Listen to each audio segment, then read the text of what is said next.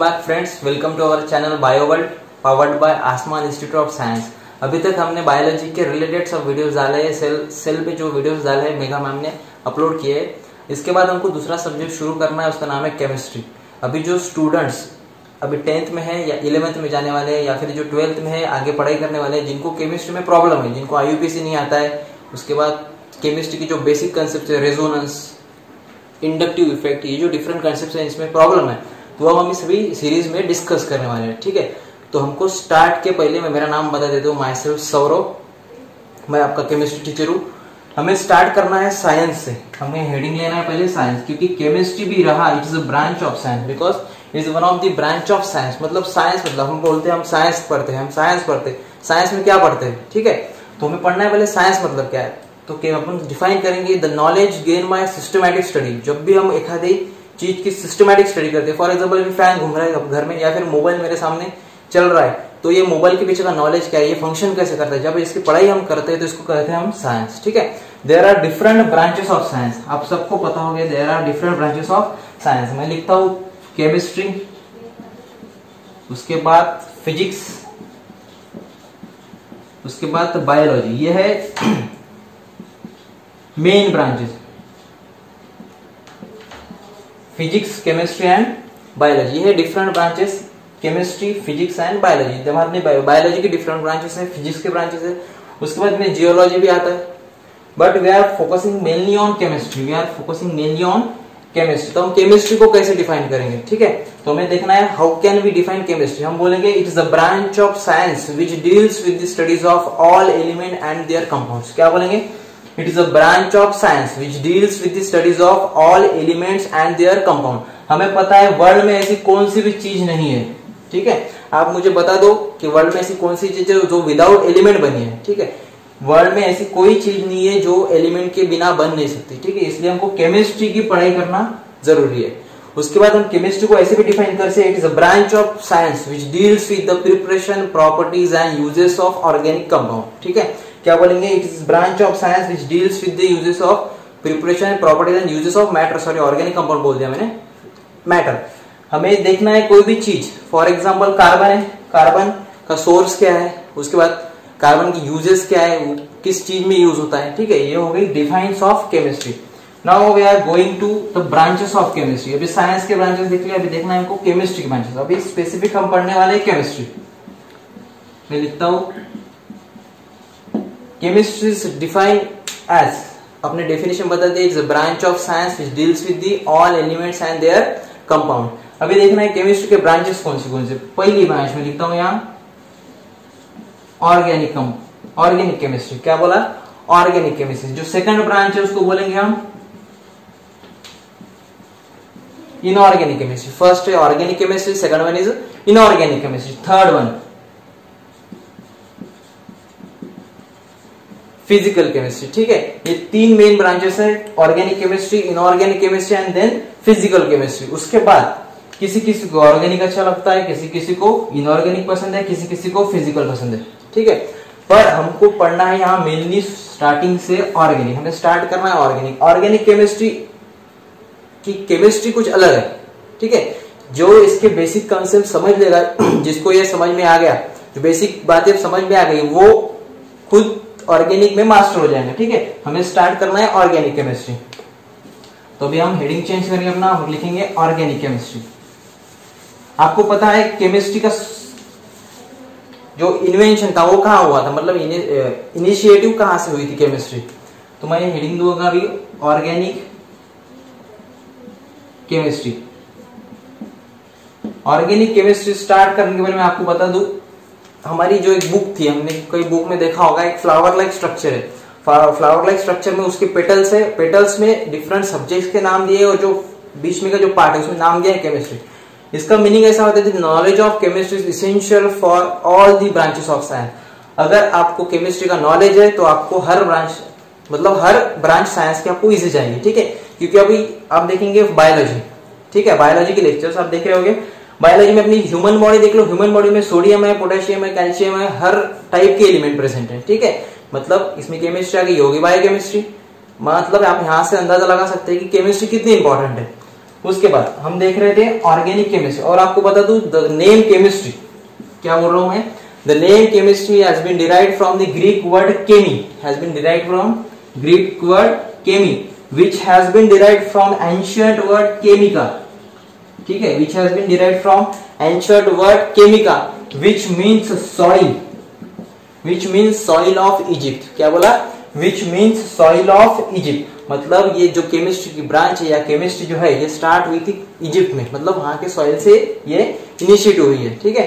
उसके बाद हमको देखना है ऑर्गेनिक केमिस्ट्री, क्या देखना है, ऑर्गेनिक केमिस्ट्री। तो हम ऑर्गेनिक केमिस्ट्री को कैसे डिफाइन करेंगे, आपको ध्यान में रखना है, कोई भी डेफिनेशन देने के लिए एक सेंटेंस आपको सिंपल ध्यान रखना है, it is a branch of science. जब हम केमिस्ट्री को डिफाइन करेंगे तो हम बोलेंगे it is a branch of science which deals with, ठीक है। जब हम ऑर्गेनिक केमिस्ट्री को डिफाइन करेंगे तो बोलेंगे it's a branch of chemistry, क्या बोलेंगे, it is a branch of chemistry which deals with the studies of, which deals with the studies of, मैं क्या लिखता हूं देखो, first preparation, it is a branch of chemistry which deals with the studies of preparation, properties and uses, क्या, it is a branch of chemistry which deals with the studies of preparation, properties and uses of organic compound, क्या लिखेंगे, uses of organic compound, ठीक है। क्या लिखा हमने, it is a branch of chemistry which deals with the studies of preparation, properties and uses of organic compound, ठीक है। अभी हमको देखना है ऑर्गेनिक केमिस्ट्री में क्या पढ़ना है, हमें देखना है प्रिपरेशन किसका, ऑर्गेनिक कंपाउंड का, हमें देखना है प्रॉपर्टीज किसके, ऑर्गेनिक कंपाउंड के, हमें देखना है यूजेस किसके, ऑर्गेनिक कंपाउंड के। मतलब ऑर्गेनिक कंपाउंड मतलब क्या, अभी क्वेश्चन आया व्हाट इज ऑर्गेनिक कंपाउंड, बराबर है, हमें समझना है पहले what is mean by organic compound, ठीक है। मैं यहां लिखता हूं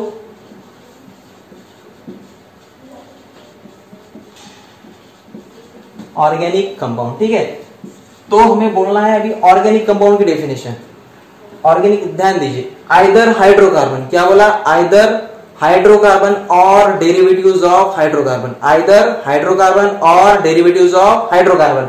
मतलब ऑर्गेनिक कंपाउंड मतलब ऐसे कंपाउंड जिसमें कौन इन्वॉल्व होने वाले, हाइड्रोकार्बन या उसके डेरिवेटिव, हाइड्रोकार्बन या उसके डेरिवेटिव। मतलब organic compounds are those compound which contains hydrocarbon और इट्स डेरिवेटिव।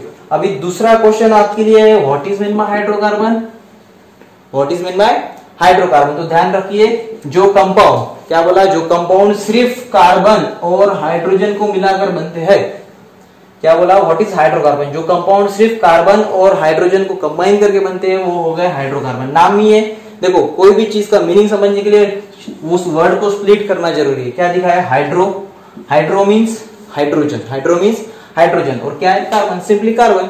जो कंपाउंड्स कार्बन और हाइड्रोजन से मिलाकर बनते हैं वो हो गए हाइड्रोकार्बन। समझ गया, कहा थे हम, देखो we are studying organic chemistry, अपन ने दिखा organic chemistry is defined as the branch of chemistry which deals with the studies of preparation, properties and uses of organic compounds. First में क्वेश्चन है हमें what is organic compound, organic chemistry हम देख रहे थे what is mean by organic compound. Organic compound मतलब जो compound hydrocarbon से या उसके डेरिवेटिव से बने वो हो गए ऑर्गेनिक कंपाउंड्स। अभी हाइड्रोकार्बन का मीनिंग देखा है, जो कंपाउंड कार्बन और हाइड्रोजन से बने हैं वो हो गए हाइड्रोकार्बन, ठीक है।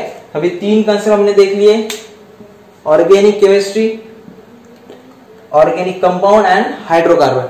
अभी समझो क्वेश्चन आया आपको, how will you identify whether the compound is organic और इनऑर्गेनिक।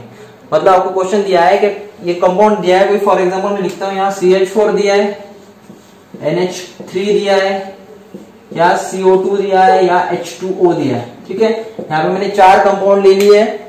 अभी आपको बोला है इसमें से ऑर्गेनिक कंपाउंड कौन से बताओ और इनऑर्गेनिक कंपाउंड कौन से बताओ। तो आपकी पहले ध्यान रखना है आपको, मैं यहाँ इरेज कर रहा हूं, जो कंपाउंड में, क्या बोला, जो कंपाउंड में कार्बन प्रेजेंट है, जो कंपाउंड में कार्बन प्रेजेंट है वो हो गए ऑर्गेनिक कंपाउंड, जो कंपाउंड में कार्बन प्रेजेंट है वो हो गए ऑर्गेनिक कंपाउंड। अभी देखो इसमें कार्बन दिख रहा है, C माने कार्बन, ठीक है, तो ये हो गया ऑब्वियसली ऑर्गेनिक कंपाउंड। उसके बाद में इसमें कार्बन है क्या, NH3 nitrogen, hydrogen, carbon present है नहीं, मतलब ये हो गया इनऑर्गेनिक कंपाउंड, ये हो गया इनऑर्गेनिक कंपाउंड। उसके बाद में CO2 कार्बन प्रेजेंट है, ये भी हो गया ऑर्गेनिक कंपाउंड। उसके बाद क्या है H2O, कार्बन का है क्या कहीं दिख रहा है कहीं कार्बन, मतलब ये भी हो गया इनऑर्गेनिक कंपाउंड। समझ में आ गया। अब how will you identify whether the compound is hydrocarbon और नॉट। समझो कंपाउंड दिए फिर से H2O, CH4, उसके बाद CH3OH, ठीक है। अभी देखो H2O, इसमें कार्बन ही प्रेजेंट नहीं है, मतलब ये इनऑर्गेनिक कंपाउंड है, हाइड्रोकार्बन की बात आनी नहीं वाली है। उसके बाद है CH4, देखो कार्बन भी है और हाइड्रोजन भी है। हमने हाइड्रोकार्बन की डेफिनेशन बोली, where the carbon and hydrogen both are present, ये हो गया हाइड्रोकार्बन। उसके बाद CH2OH, देखो कार्बन भी है हाइड्रोजन भी है, तो ये भी हो गया ऑब्वियसली हाइड्रोकार्बन। जो कंपाउंड हाइड्रोकार्बन बताता है, क्या बोला, जो कंपाउंड हाइड्रोकार्बन बताता है वो हो गया ऑर्गेनिक कंपाउंड। जो कंपाउंड हाइड्रोकार्बन बताता है मतलब CH4 it is a hydrocarbon, मतलब ये हो गया ऑर्गेनिक कंपाउंड, ठीक है। तो ये हो गया पहला कंसेप्ट हमारा। इसके बाद हमें जाना है बेसिक कंसेप्ट्स ऑफ केमिस्ट्री, मतलब जो आप पहले भी पढ़े हो, आपको फिर से एक बार रिवाइज करा देता हूं। हमें डिस्कस करना है पहला कंसेप्ट उसमें का, what is mean bye element. What is mean bye element, ठीक है। एलिमेंट मतलब क्या, अभी डिफाइन ध्यान में रखो, the any substance which cannot be converted into any other simpler substance। मैं फिर से रिपीट कर रहा हूं, any substance which cannot be broken down into any other simpler substance, मतलब एक आधा सब्सटेंस लिया, फॉर एग्जांपल मैं वो सब्सटेंस का नाम दूं कार्बन, ठीक है, ये एक एलिमेंट है, आपको पता है। मैं एलिमेंट, ये जो कार्बन एलिमेंट है इसको दो पार्ट में डिवाइड नहीं कर सकता हूं, ठीक है। मैं कार्बन को दो चीज में ब्रेक नहीं कर सकता, कार्बन ऑलवेज C के फॉर्म में रहेगा। फॉर एग्जांपल देखो, जैसा मैंने अभी H2O लिया, H2 मतलब आपको पता है it is a molecular formula of water. मैं इसको ब्रेक कर सकता हूँ हाइड्रोजन और ऑक्सीजन में, इसको ब्रेक कर सकता हूँ हाइड्रोजन और ऑक्सीजन में, पर सिर्फ जो हाइड्रोजन है उसको आधा नहीं कर सकता, ठीक है। इसलिए बोला है the substance which can not be ब्रेकन down into any other simpler substance, ये हो गया एलिमेंट, ठीक है। ये पता चल लीजिए। इसके बाद आपको कम से कम 30 एलिमेंट्स लर्न होने चाहिए, आपको कम से कम 30 एलिमेंट्स लर्न होने चाहिए, ठीक है।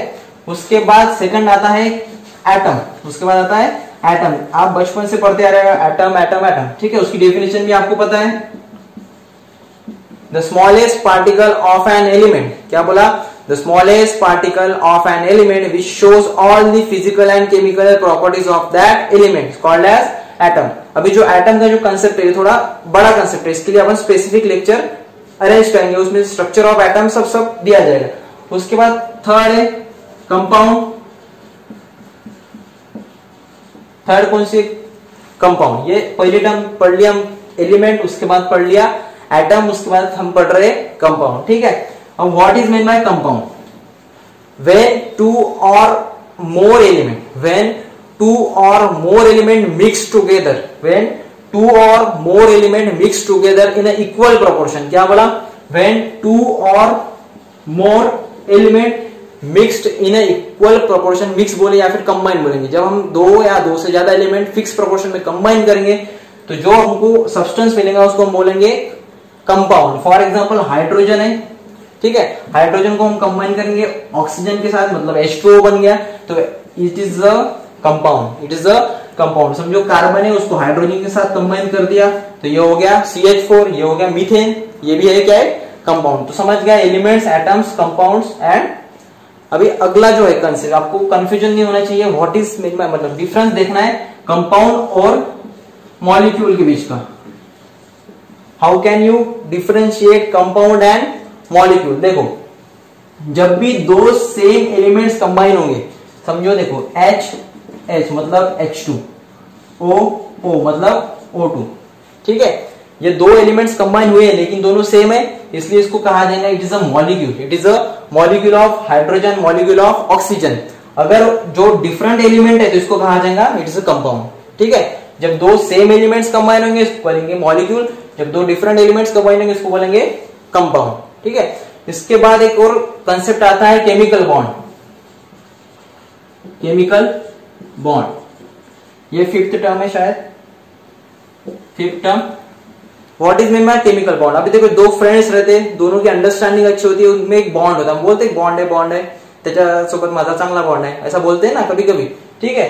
तो हमको देखना है अभी केमिकल बॉन्ड, ठीक है। The force of attraction which holds two species together, the force of attraction which holds two species together called as chemical bond. आता there are different types of chemical bond such as ionic bond, covalent bond and any other. अपन जो वो भी एक विस्तृत chapter है वो हम अदर लेक्चर में ले लेंगे, ठीक है, या फिर अगले लेक्चर में अपन कैरी आउट करेंगे।